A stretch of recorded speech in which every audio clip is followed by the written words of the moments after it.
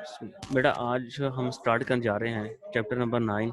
और chapter number 9 बेटा आपका है एलिमेंट ऑफ सी लैंग्वेज। इसमें हम सी लैंग्वेज के अकॉर्डिंग जितने भी एलिमेंट्स होंगे वो उसमें डिस्कस करेंगे।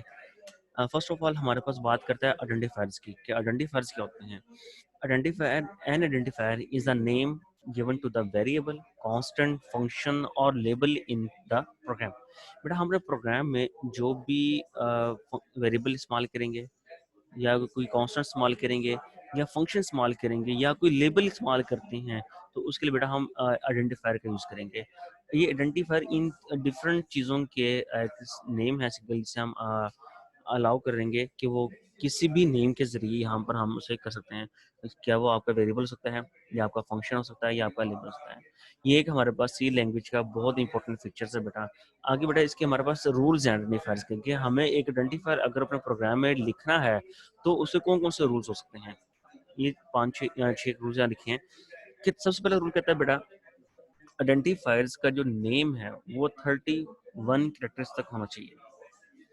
अगर तो बेटा उसका नेम किसी भी आइडेंटिफायर का नेम 31 कैरेक्टर से ज़्यादा होता है तो बेटा वो क्या करेगा पहले 31 कैरेक्टर को यूज़ करेगा और जो रिमेनिंग कैरेक्टर्स होंगे उन्हें वो इग्नोर करेगा।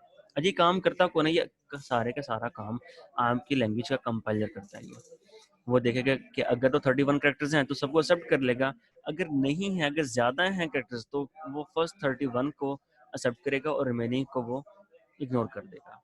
और बेटा एक बात याद रखनी कि आपके आइडेंटिफायर का जो पहला कैरेक्टर है जो पहला लेटर है वो आपका अल्फ़ाबेट या अंडरस्कोर होना चाहिए।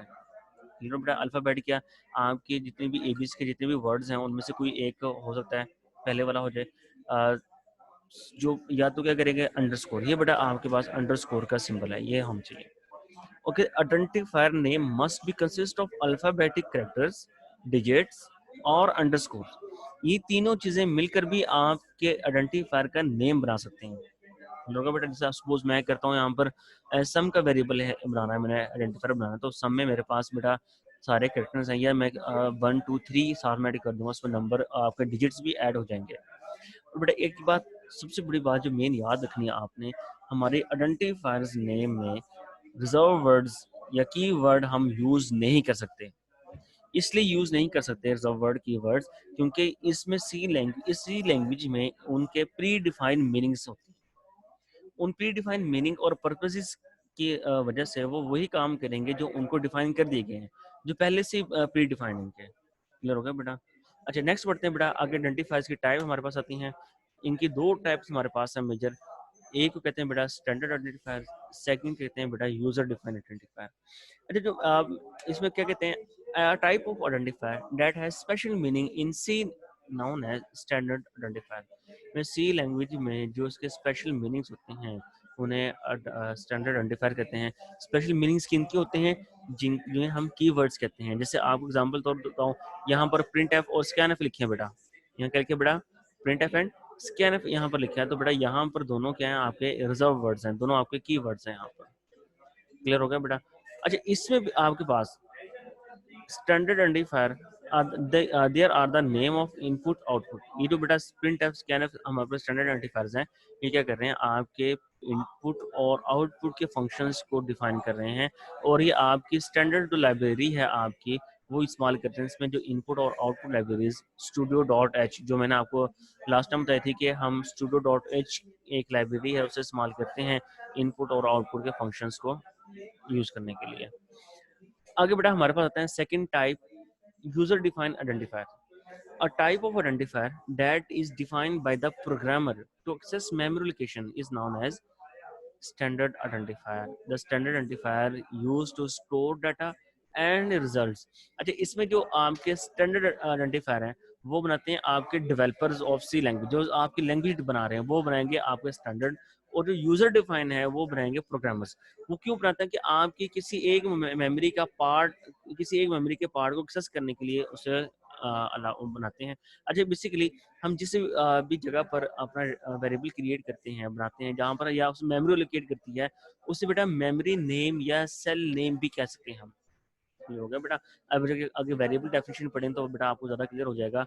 अच्छा इसमें हमारे पास जो एग्जांपल्स की हैं वो है बेटा सपोज ए, मार्क, एज, इस तीन के हमारे पास यूजर डिफाइन आइडेंटिफायर्स हैं बेटा। आगे बेटा हमारे पास आते हैं keywords. Keywords in a C language that has predefined meanings and purpose. Keywords हमारे पास पहले से इनके मीनिंग और पर्पस बेटा डिफाइन कर जाते हैं कीवर्ड्स के।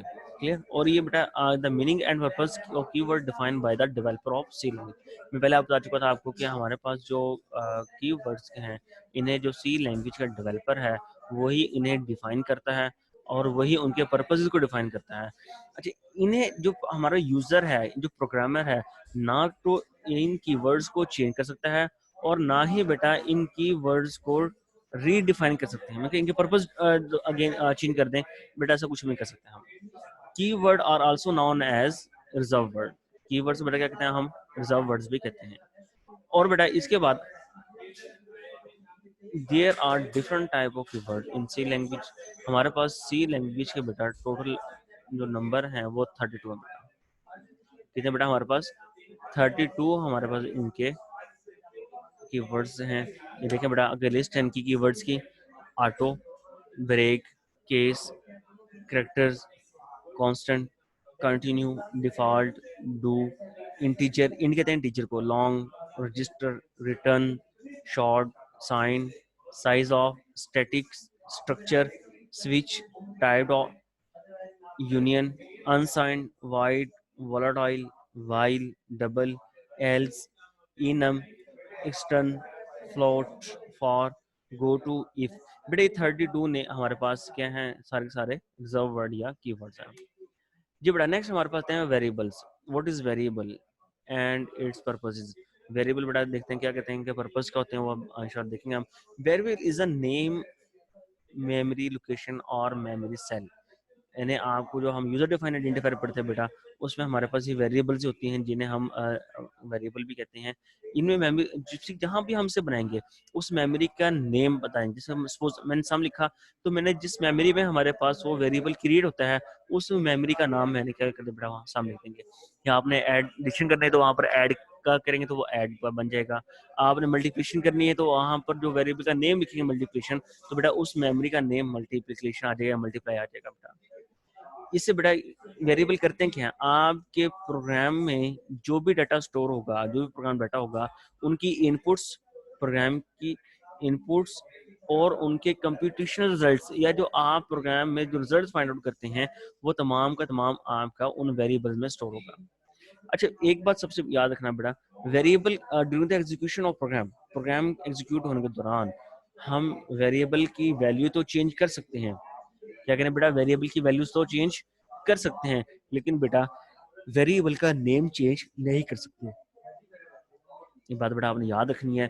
कभी आप कहेंगे हम during the execution of program variable के नेम भी चेंज करेंगे तो बेटा आप आसान नहीं कर सकते, जैसे आप वेरिएबल की वैल्यू को चेंज कर सकते हैं। ये जो वेरिएबल बेटा आपके क्रिएट होते हैं ये आपके रैम में क्रिएट होंगे। देखो आपको सबको पता है कि रैम आपकी टेम्पररी मेमोरी है। Last chapter number first year में चैप्टर नंबर 5 में आपने रैम के बारे में पढ़ा था।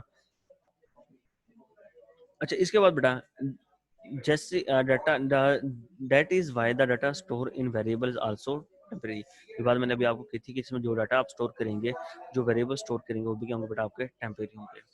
आगे बेटा हमारे पास एक ये छोटा सा चार्ट है वेरिएबल के अकॉर्डिंग। इसे तीन चीजें से बेटा ये देखिए इन प्रोग्राम में हमारे पास तीन चीजें होती हैं। एक उस वेरिएबल की डाटा टाइप, ये थे बेटा वेरिएबल, ये वेरिएबल नेम और ये वेरिएबल की डाटा टाइप। यहाँ पर इसकी जो डाटा टाइप है वो इंटीजर है और बेटा ये हमारे पास असाइनमेंट ऑपरेटर्स हैं और ये हमारे पास वेरिएबल की वैल्यूज है। तीन चीजें मेन है बेटा, डाटा टाइप, वेरिएबल नेम या जो वेरिएबल्स और उसकी वैल्यू। बेटा मेमोरी में क्या बता जाएंगे हमारे पास वेरिएबल नेम, एज है हमारे पास वेरिएबल नेम, वैल्यू इसकी है बेटा 21 और बेटा यहाँ कहाँ गया हमें से, ये हमारे रैम में स्टोर है जिसे हम रैंडम एक्सेस मेमोरी कहते हैं बेटा। क्लियर हो गया बेटा। जी बेटा यहाँ पर किसी बच्चा बेटा क्वेश्चन हो तो बेटा वो बच्चा क्वेश्चन कर सकता है बेटा।